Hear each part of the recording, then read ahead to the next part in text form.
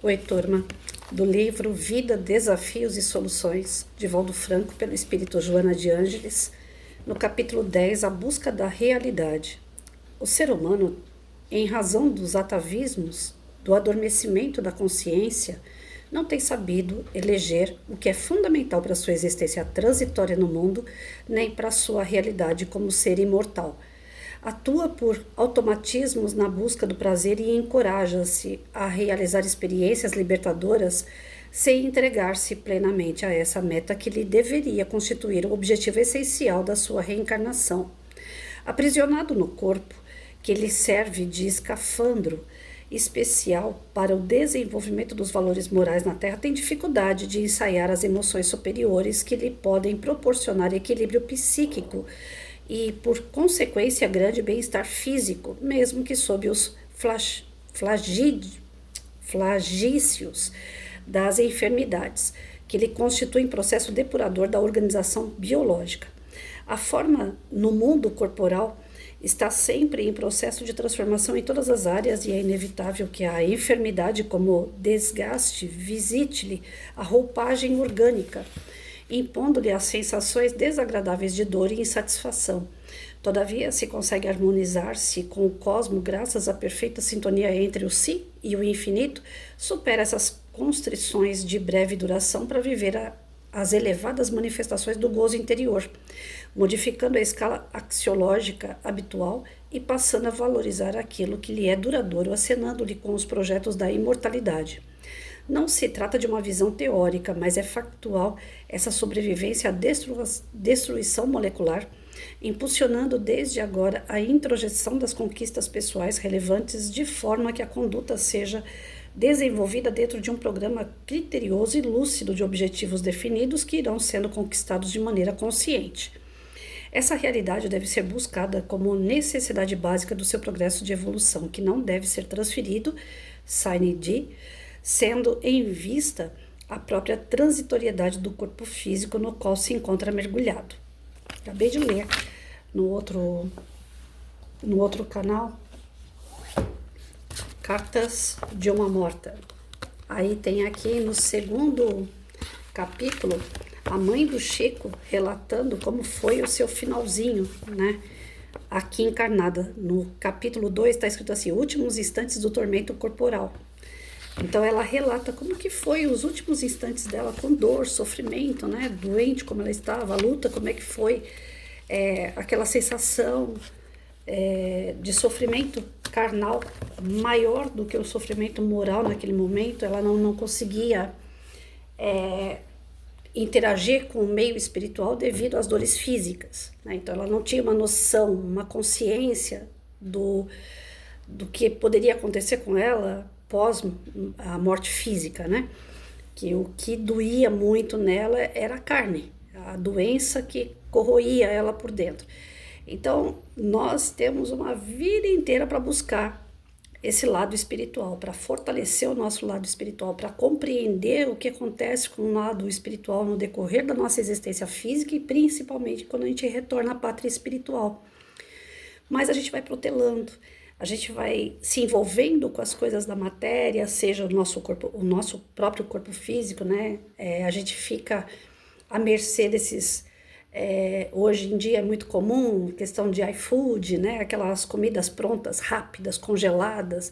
A gente quer experimentar tudo que é novo. O que é novo geralmente vem carregado com os temperos e conservantes e coisas que fazem mal para a nossa saúde, porém é saboroso, então atrai o nosso físico, né? O nosso paladar, e a gente abusa. Não está errado a gente experimentar as coisas de maneira nenhuma, o problema é que a gente abusa, né? Tudo que está na matéria, a gente não sabe utilizar isso com um equilíbrio, com uma sabedoria, investigando aquilo, né?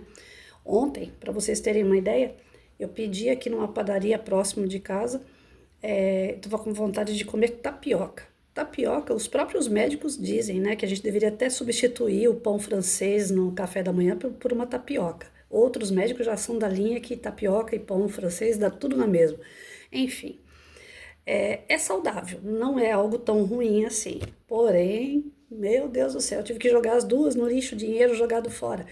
vieram carregadas na manteiga, que você pegava a tapioca, se ela pingava óleo, né? O papel que veio embrulhado estava puro óleo. O papel dava para você torcer ele assim de óleo. Então, tem pessoas que olham para aquilo ali e falam: ah, o que não mata, o que não engorda não mata, mata não engorda, sei lá, um ditado bobo como esse. E bota pra dentro. Falei, Deus me livre, se eu colocar um negócio desse na minha boca, é certo que eu vou passar mal, vou bater no hospital. E a gente vê a falta de cuidado nos alimentos de quem prepara. Quando a gente se depara com esses tipos de alimentos que deveriam vir, né, são coisas caras, não sai barato na questão financeira, né?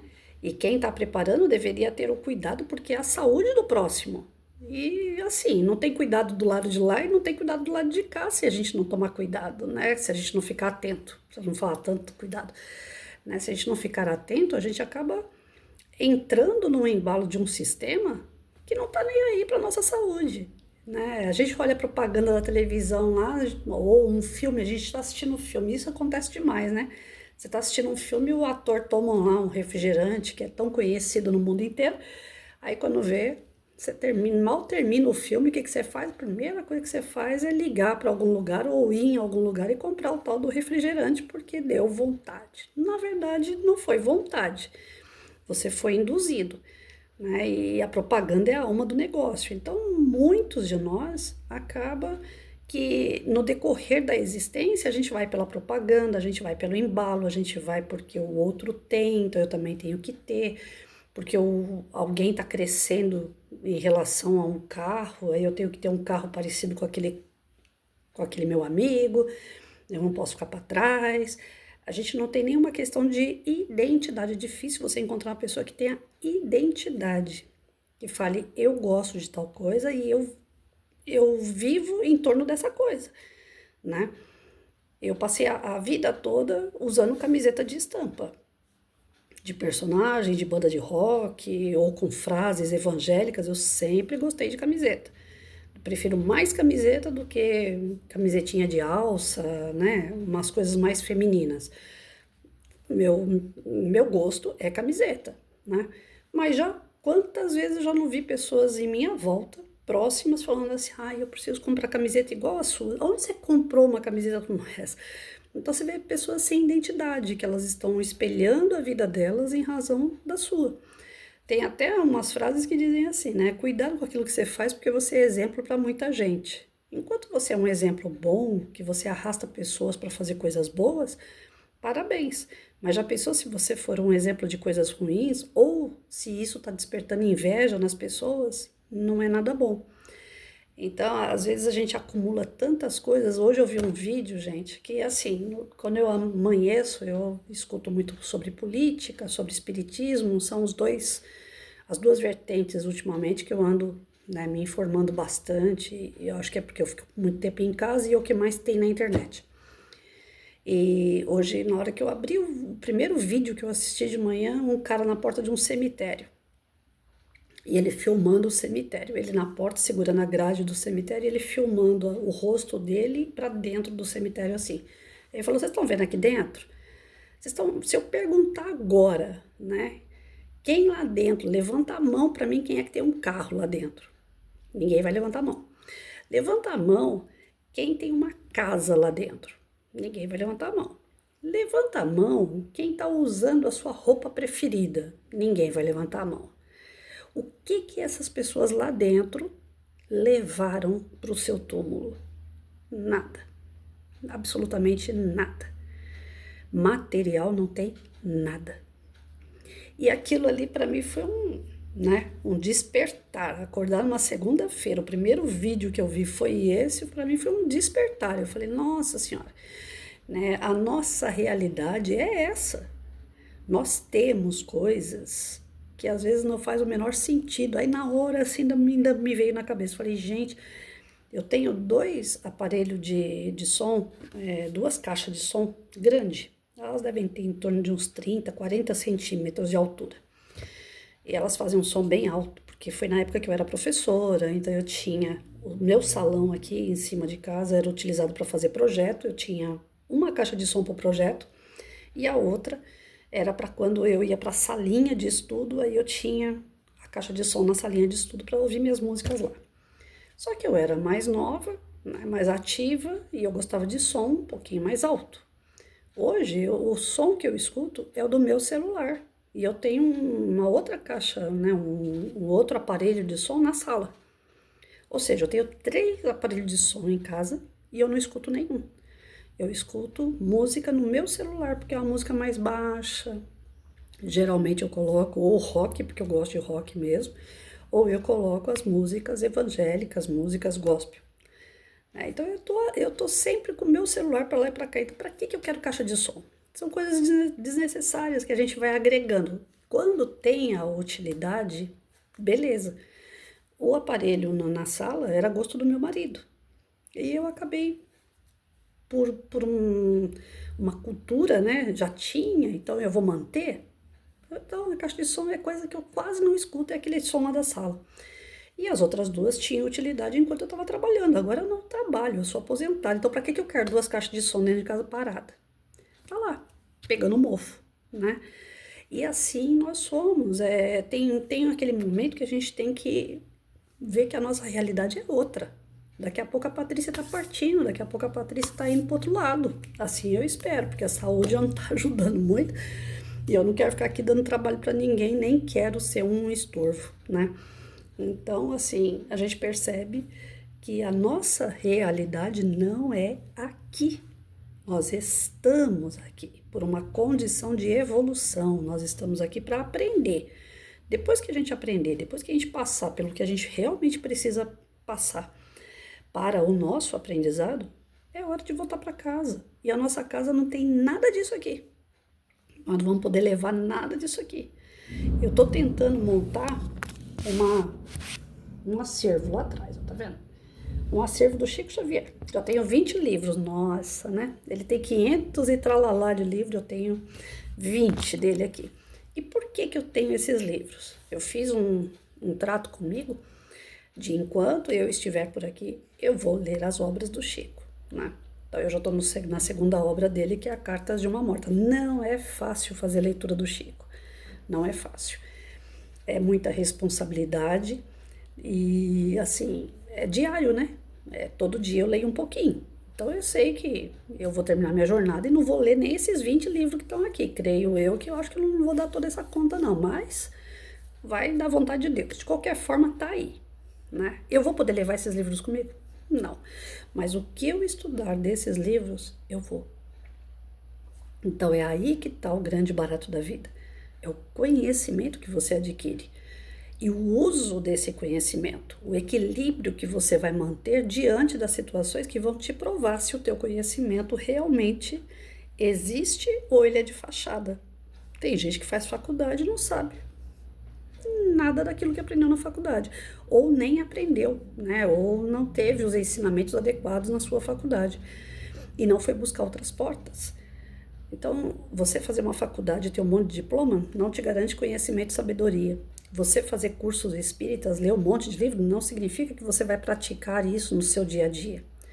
A gente só vai saber se está sendo aprovado ou não nesta vida, na nossa encarnação, mediante as atitudes que a gente tomar em nossa volta. E elas têm que ser o mais real possível, diante daquilo que a gente vai aprendendo na teoria. Não adianta eu saber que lá na teoria, ama teu inimigo, aí aqui na prática eu falo mal do meu inimigo. Hoje o texto que eu li para os meus amigos no WhatsApp está dizendo que é para você fazer ao outro o que gostaria que fizesse para você. É fácil você fazer ao outro o que gostaria que fizesse para você quando esse outro é o teu inimigo, quando é uma pessoa que fala mal de você, quando é uma pessoa que te desdém, que quer e deseja para você sempre o pior. Lógico que não. Fácil não é, mas é o que tem que ser feito. Tá lá, tá escrito. E como que eu vou colocar isso em prática? Muita resignação, muita fé, muita esperança de que através do seu comportamento diferenciado em relação àquela pessoa, vai também transformar a situação entre vocês. Mesmo que não se tornem amigos, vai haver respeito, vai haver um limite.